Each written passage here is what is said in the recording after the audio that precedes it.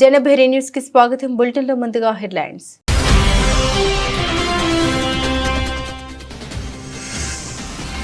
దుబాయ్లో 15 ఏళ్లకు పైగా అనుభవం ఉన్న వారికి శుభవార్త. నర్సులు, టీచర్లకు యుఏఈ గోల్డెన్ వీసా.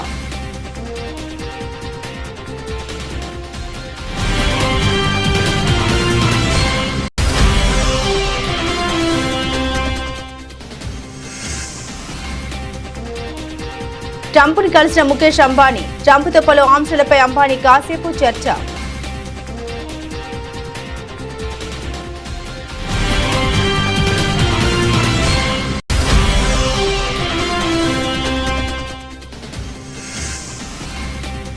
రాష్ట్రపతికి సుప్రీంకోర్టు డెడ్ లైన్ పెట్టొచ్చా?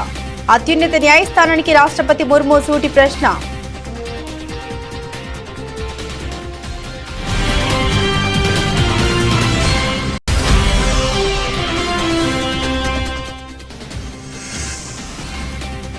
పాకిస్తాన్ వద్ద అణ్వాయుధాలు ఉండడం క్షేమమేనా?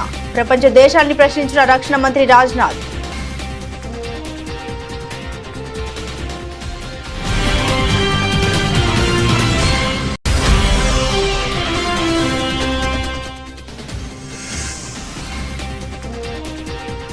సరస్వతి పుష్కరాలు ప్రారంభం. భారీగా తరలి వస్తున్న భక్తులు.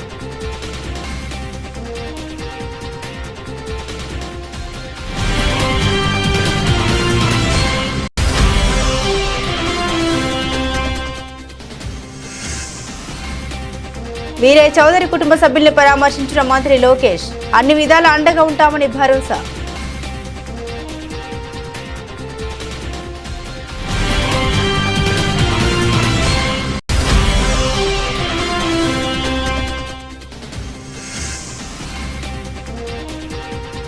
ఓరుగల్లులో అందగత్తెల సందడి. యునెస్కో గుర్తింపు పొందిన రామప్పలో సందడి.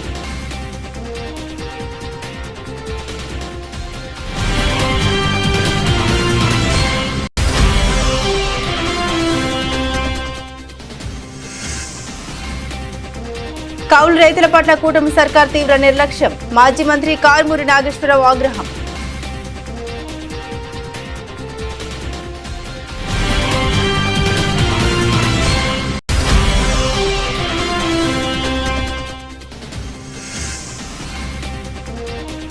కంచ గచ్చిబౌలి భూముల వ్యవహారం. ప్రభుత్వ అధికారులపై సుప్రీంకోర్టు సీరియస్.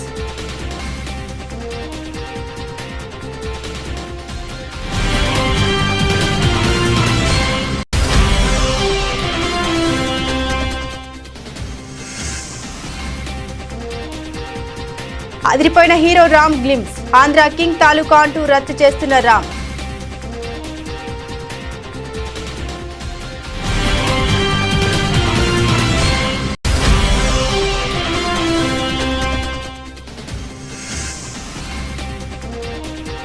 ఫ్రాంచైజీలకు ఊరటనిచ్చిన బీసీసీఐ. నిబంధన సడలింపునకు ఓకే.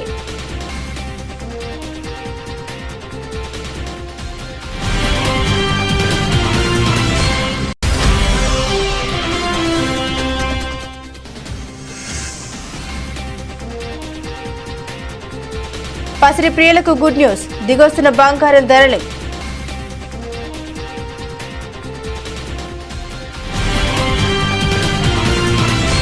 నర్సులకు 10 ఏళ్ల గోల్డెన్ వీసా ఇవ్వనున్నట్లు యునైటెడ్ అరబ్ ఎమిరేట్స్ యుఏఈ ఈ నెల 12న ప్రకటించింది. దుబాయ్ హెల్త్ శాఖలో 15 సంవత్సరాలకు పైగా పనిచేసిన అనుభవం కల వారికి ఈ వీసాను ఇస్తామని తెలిపింది. ఎంపిక చేసిన విదేశీయులకు 10 ఏళ్ల రెసిడెన్సీని ఇచ్చే గోల్డెన్ వీసా పథకాన్ని 2019లో ప్రారంభించారు. విద్యా, వైద్య రంగాల్లో క్వాలిఫైడ్ ప్రొఫెషనల్స్, పెట్టుబడిదారులు, ఔత్సాహిక పారిశ్రామికవేత్తలు, సాంకేతిక పరిజ్ఞానం, సృజనాత్మకత పరిశ్రమలు, గేమింగ్ వంటి రంగాల్లో పనిచేస్తే నైపుణ్యం గల కార్మికులు ఈ వీసాను పొందవచ్చు. 10 ఏళ్ల గోల్డెన్ వీసా పథకాన్ని టీచర్లు, విద్యావేత్తలకు కూడా వర్తింపజేస్తామని విజ్ఞానం, మానవ అభివృద్ధి సంస్థ ప్రకటించింది. దుబాయ్లోని ప్రైవేట్ ఎడ్యుకేషనల్ ప్రొఫెషనల్స్ కు ఇది వర్తిస్తుందని తెలిపింది.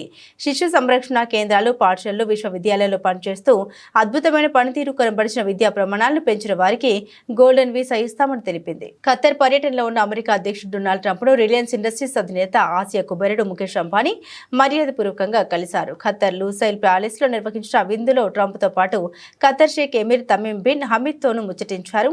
ఈ సందర్భంగా ట్రంప్తో పలు అంశాలపై అంబానీ కాసేపు చర్చించారు. ఇందుకు సంబంధించిన వీడియో బయటకు రావడంతో నెట్టింట వైరల్ గా మారింది.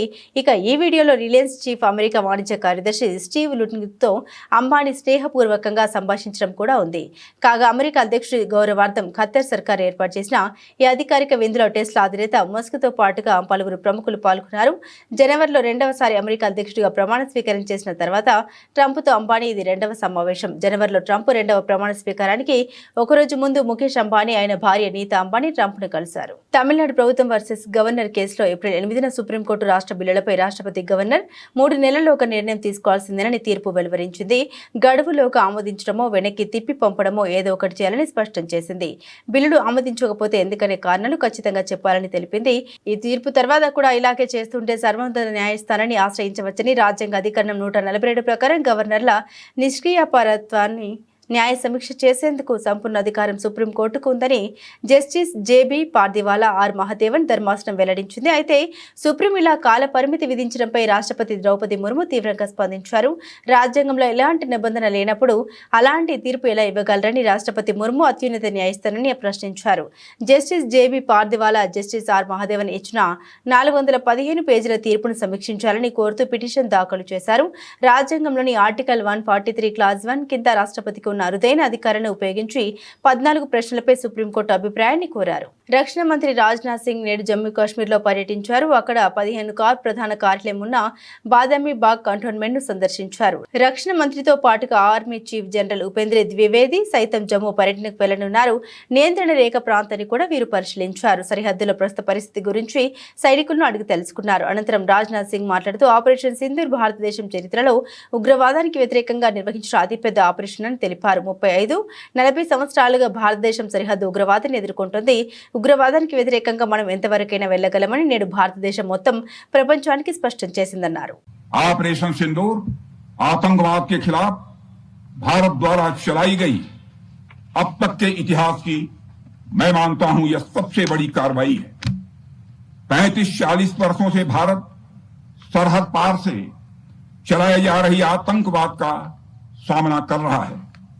आज भारत ने पूरी दुनिया को यह साफ कर दिया है, यह स्पष्ट कर दिया है कि आतंकवाद के खिलाफ हम किसी भी हद तक जा सकते हैं।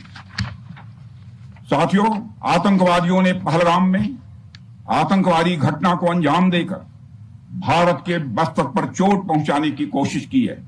भारत की सामाजिक एकता को तोड़ने का भी प्रयास किया गया है। उन्होंने भारत के माथे पर वार किया, हमने उनकी छाती पर वार किया है और छाती पर घाव किया है। पाकिस्तान के जख्मों का इलाज इसी बात में है कि वह भारत विरोधी और आतंकवादी संगठनों को पनाह देना बंद करे और अपनी जमीन का इस्तेमाल भारत के खिलाफ किसी भी सूरत में न होने दे। साथियों, आपको याद होगा कि लगभग 21 साल पहले स्वर्गीय अटल बिहारी वाजपेयी जी के सामने इसी पाकिस्तान ने इस्लामाबाद में डिक्लेरेशन किया था कि अब उनकी धरती से आतंकवाद एक्सपोर्ट नहीं किया जाएगा। मगर पाकिस्तान ने भारत को धोखा दिया है, पाकिस्तान ने भारत को छला है और आज भी वह धोखा दे रहा है। इसका खामियाजा अब उसको भारी कीमत करके भुगतना पड़ा है और यह कीमत यदि आतंकवादी वारदातें चलती रही तो लगातार यह बढ़ने ही वाली है। हमारे प्रधानमंत्री श्री नरेंद्र मोदी जी ने दो टूक शब्दों में आतंकवाद के खिलाफ भारत की नीति को रीडिफाइन कर दिया है, इसे परिभाषित कर दिया है, जो यह कहती है कि हिंदुस्तान की सरजमी पर किया गया कोई भी आतंकी हमला एक एक्ट ऑफ वार माना जाएगा। दोनों देशों में जो अंडरस्टैंडिंग बनी है फिलहाल वह इसी बात को लेकर है कि सरहद पार से कोई बेजा हरकत अब नहीं की जाएगी। अगर की गई तो बात निकलेगी तो बहुत दूर तक जाएगी। साथ ही हमारे प्रधानमंत्री ने यह भी साफ कर दिया है, आतंक और बातचीत कदापि एक साथ नहीं चलेंगे और अगर बात होगी तो आतंकवाद पर होगी और पाक ऑक्युपाइड कश्मीर पर ही होगी। साथियों, ऑपरेशन सिंदूर की कामयाबी ने पाकिस्तान में छिपे की संगठनों और उनके आकाओं को भी यह साफ बता दिया है कि वे कहीं भी अपने आप को महफूज और सुरक्षित न समझें। अब वे हमारे बहादुर भारतीय सेनाओं के निशाने पर हैं। दुनिया जानती है हमारी सेनाओं का निशाना अचूक है और वो जब वो निशाना लगाते हैं तो गिनती करने का काम वह दुश्मनों पर छोड़ देते हैं। साथियों, आज आतंकवाद के खिलाफ भारत की प्रतिज्ञा कितनी कठोर है इसका पता इसी बात से चलता है कि हमने उनके न्यूक्लियर ब्लैकमेल की भी परवाह नहीं की। पूरी दुनिया ने देखा है कि कैसे गैर जिम्मेदाराना तरीके से पाकिस्तान द्वारा కాళేశ్వరం త్రివేణి సంగమం వేద మంత్రోచ్చరణతో మారుమోగింది. దక్షిణాది రాష్ట్రాల్లోనే ఏకైక క్షేత్రం అంతర్వాహినిగా ప్రవహిస్తున్న సరస్వతి సంగమంలో ఉదయం 5:44 పుష్కరాలు లాంఛనంగా ప్రారంభమయ్యాయి. గురువారం వేకోజామున త్రివేణి సంగమ తీరాన సరస్వతి నదికి పుష్కరుడి ఆహ్వానించే కార్యక్రమం అంగరంగ వైభవంగా నిర్వహించారు. త్రివేణి సంగమ క్షేత్రం త్రిలింగ క్షేత్రం అయిన కాళేశ్వరం అత్యంత అరుదైన ఘట్టానికి వేదికగా నిలిచింది. ఇప్పటి వరకు సాంప్రదాయానికే పరిమితమైన సరస్వతి పుష్కరాలు ఈసారి అధికారికంగా రాష్ట్ర ప్రభుత్వం నిర్వహిస్తోంది. గోదావరి ప్రాణహిత నదులు కలిసిన చోట అంతర్వాహినిగా సరస్వతి నది ఉద్భవించిన ప్రాంతంలో గురువారం ఉదయం 5:44 సరస్వతి పుష్కరాలు ప్రారంభమయ్యాయి. గోదావరి పుష్కరాల సమయంలో వీఐపీ ఘాట్ సరస్వతి ఘాట్లో సరస్వతి నది పుష్కరాలను నిర్వహిస్తున్నారు. రాష్ట్ర ఐటీ పరిశ్రమల శాఖ మంత్రి దుద్దిల్ల శ్రీధర్ బాబు, ఆయన సతీమణి దేవాదాయ శాఖ principal secretary Shailaja Ramaiyer, high court న్యాయమూర్తి సూరపల్లి నంద, భూపాలపల్లి ఎమ్మెల్యే గండ్ర సత్యనారాయణరావు, జయశంకర్, భూపాలపల్లి జిల్లా collector Rahul Sharma, trading corporation chairman Ayitha Prakash రెడ్డిలతో పాటుగా పలువురు ప్రముఖులు త్రివేణి సంగమ క్షేత్రంలో సరస్వతి పుష్కర వేడుక ప్రారంభోత్సవ కార్యక్రమానికి హాజరయ్యారు. విఘ్నాధిపతి అయిన విఘ్నేశ్వరునికి తొలి పూజలు చేసిన తర్వాత సరస్వతి నది పుష్కర మహోత్సవ వేడుకలకు అంకురార్పణ చేశారు.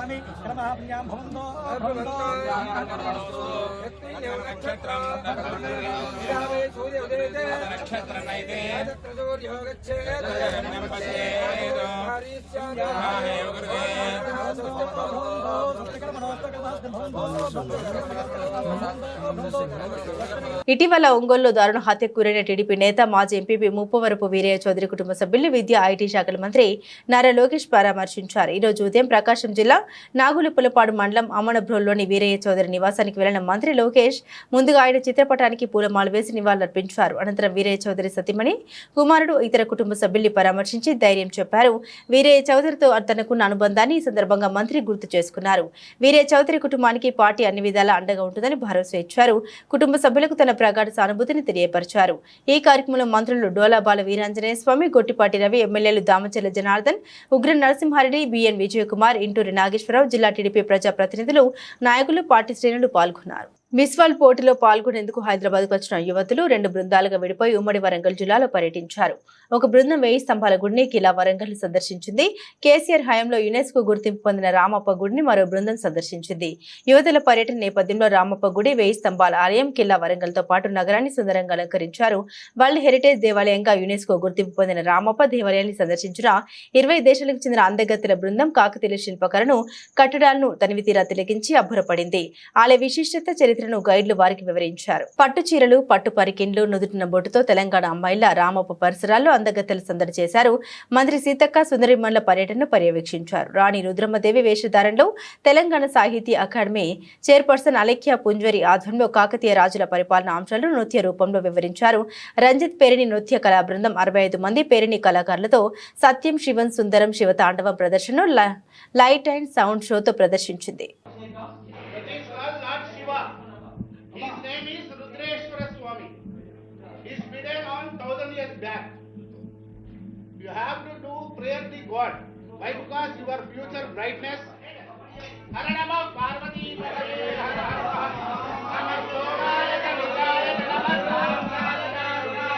Namah Namah Namah Ugraya Namo Agre Vadaya Kadore Vadaya Namo Agre Jahani Ase Namo Vrikshe Jahani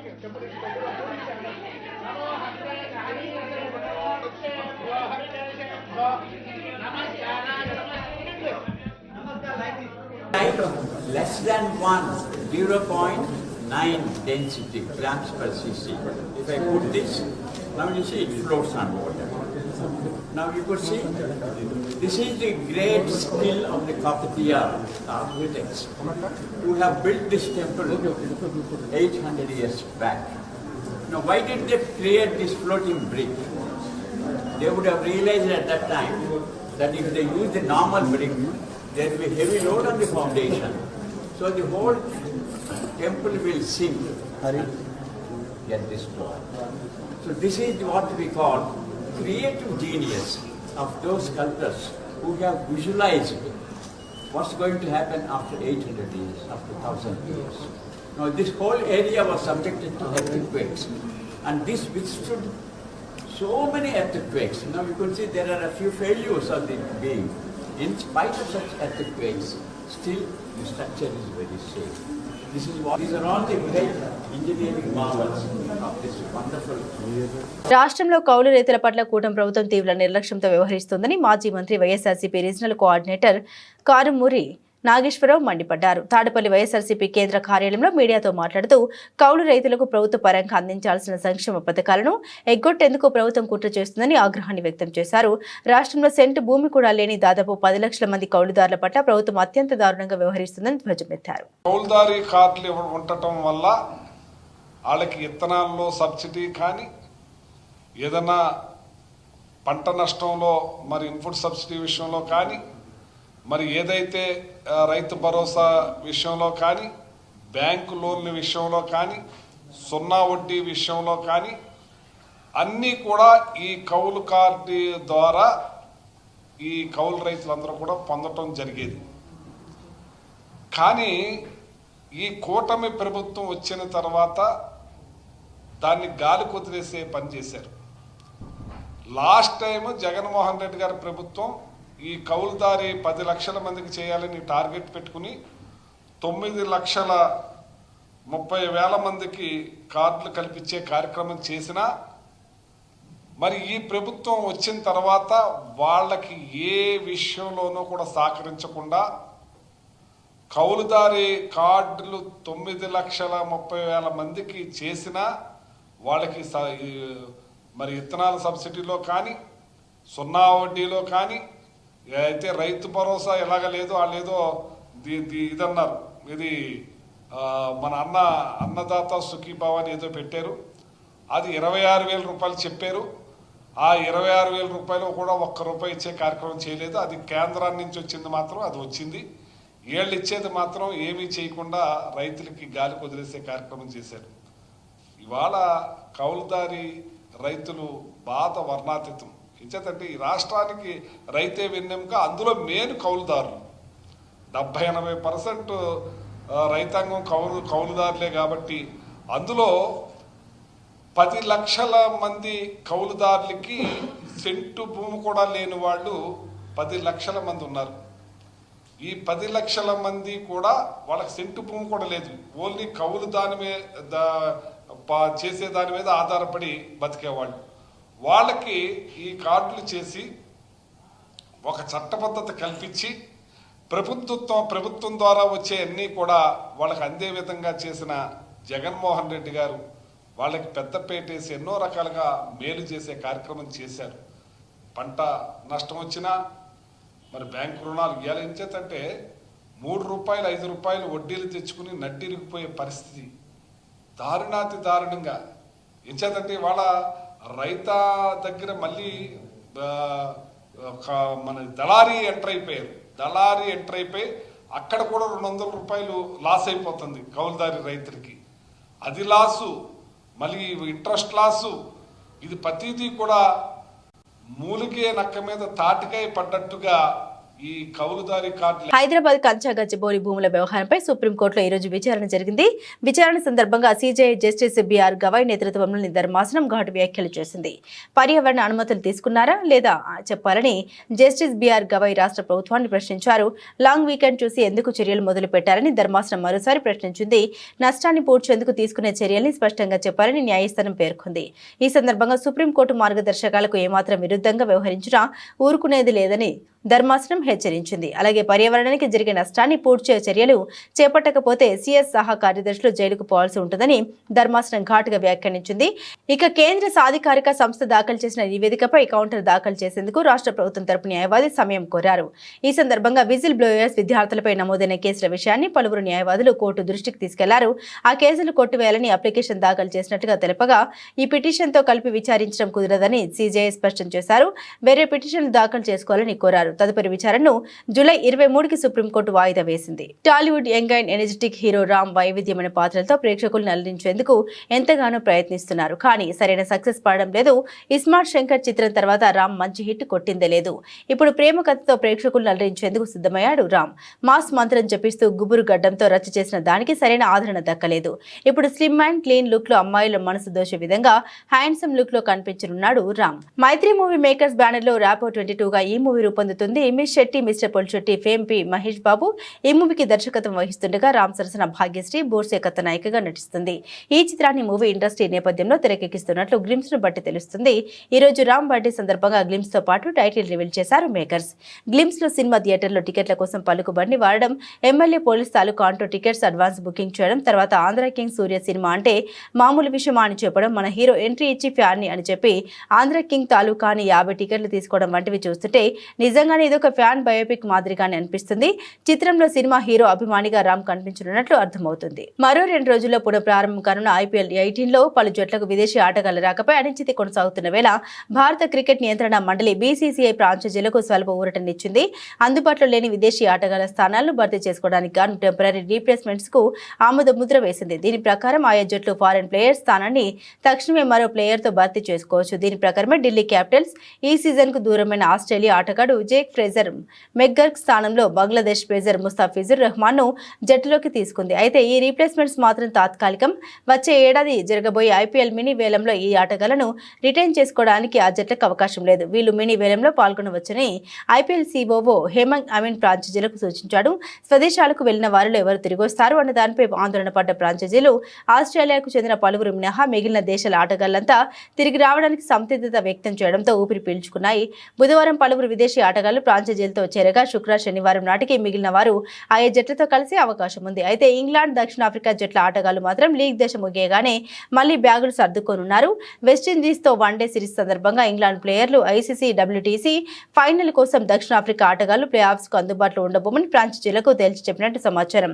ఆయా దేశాల బోర్డులు సైతం ఈ షరతు మీద వారిని తిరిగి భారత్కు పంపేందుకు అంగీకరించాయి. ఆపరేషన్ సింధూర్ తర్వాత బంగారం ధరల్లో చాలా మార్పులు చోటు చేసుకున్నాయి. అంతకుముందు ₹1,00,000 చేరిన బంగారం ధరలు యుద్ధం తర్వాత తగ్గుతూ వస్తున్నాయి. స్వచ్ఛమైన 24 క్యారెట్ల బంగారం ధర ఇప్పుడు 96,000 దగ్గర ట్రేడ్ అవుతుంది. పరిస్థితులను చూస్తుంటే ధరలు మరింత తగ్గే అవకాశం కనిపిస్తుంది.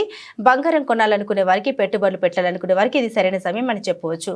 రానున్న కాలంలో బంగారం మళ్లీ ఆకాశం అంటే అవకాశం ఉంది. హైదరాబాద్ నగరంలో నిన్న 10 గ్రాముల స్వచ్ఛమైన 24 క్యారెట్ల బంగారం ధర ₹96,060 దగ్గర ట్రేడ్ అయింది. 10 గ్రాముల 22 క్యారెట్ల బంగారం ధర ₹88,050 దగ్గర ట్రేడ్ అయింది. ఇక 10 గ్రాముల 18 క్యారెట్ల ధర ₹72,040 దగ్గర ట్రేడ్ అయింది. ఇక ఈ రోజు 18,224 క్యారెట్ల బంగారం ధరపై ₹10 తగ్గింది. 10 గ్రాముల స్వచ్ఛమైన 24 క్యారెట్ల బంగారం ధర ఈ రోజు ₹96,050 దగ్గర ట్రేడ్ అవుతుంది. 10 గ్రాముల 22 క్యారెట్ల బంగారం ధర ₹88,040 దగ్గర ట్రేడ్ అవుతుంది. ఇక 10 గ్రాముల 18 క్యారెట్ల ధర ₹72,030 దగ్గర ట్రేడ్ అవుతుంది. హైదరాబాద్ నగరంలో బంగారంతో సంబంధం లేకుండా వెండి ధరలు ప్రతినిత్యం తగ్గుతూనే వస్తున్నాయి. నిన్న మహానగరంలో 100 గ్రాముల వెండి ధర ₹10,900 దగ్గర ట్రేడ్ అయింది. కేజీ వెండి ధర ₹1,09,000 దగ్గర ట్రేడ్ అయింది. ఈ రోజు 100 గ్రాములపై ₹10 కేజీపై ₹100 తగ్గింది. ఈ రోజు 100 గ్రాముల వెండి ధర $10,890 దగ్గర ట్రేడ్ అవుతుంది. కేజీ బంగారం ధర $1,08,900 దగ్గర ట్రేడ్ అవుతుంది. బులెటిన్ ముగించే ముందు హెడ్లైన్స్ మరోసారి.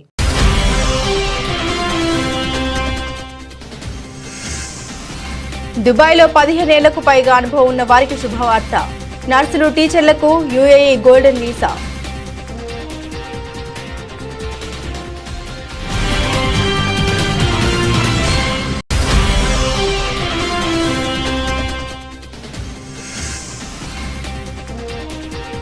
ట్రంప్ను కలిసిన ముఖేష్ అంబానీ. ట్రంప్తో పలు అంశాలపై అంబానీ కాసేపు చర్చ.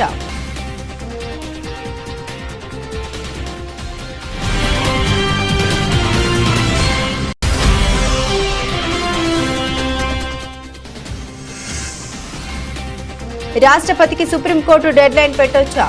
అత్యున్నత న్యాయస్థానానికి రాష్ట్రపతి ముర్ము సూటి ప్రశ్న.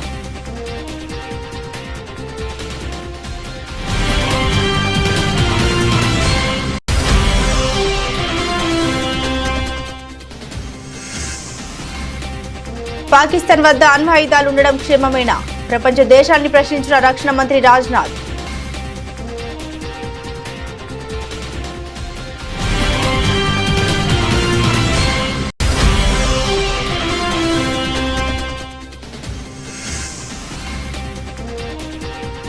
సరస్వతి పుష్కరాలు ప్రారంభం. భారీగా తరలి వస్తున్న భక్తులు.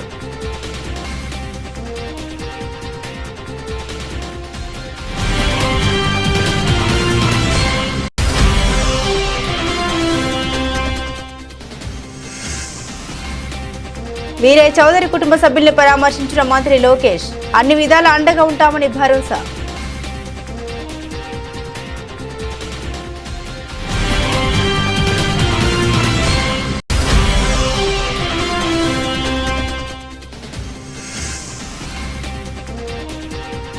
ఓరుగల్లులో అందగత్తెల సందడి. యునెస్కో గుర్తింపు పొందిన రామప్పలో సందడి.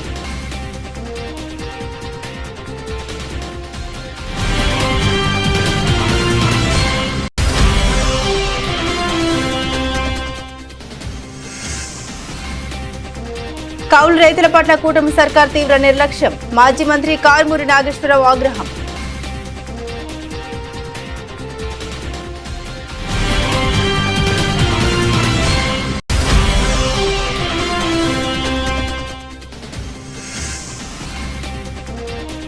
కంచ గచ్చిబౌలి భూముల వ్యవహారం. ప్రభుత్వ అధికారులపై సుప్రీంకోర్టు సీరియస్.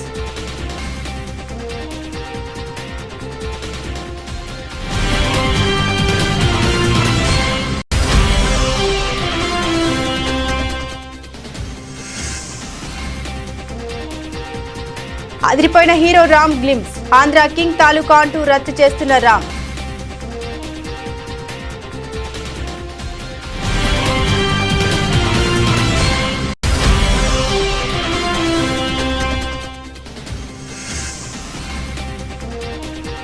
ఫ్రాంచైజీలకు ఊరటనిచ్చిన బీసీసీఐ. నిబంధన సడలింపునకు ఓకే.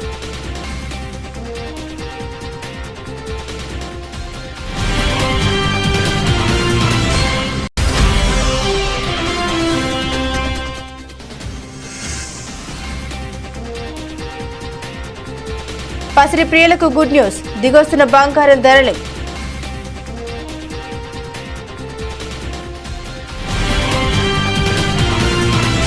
ఇవి ఈ బులెటిన్లోని విశేషాలు. తిరిగి మరో బులెటిన్తో మళ్ళీ కలుసుకుందాం. అంతవరకు సెలవు. నమస్కారం.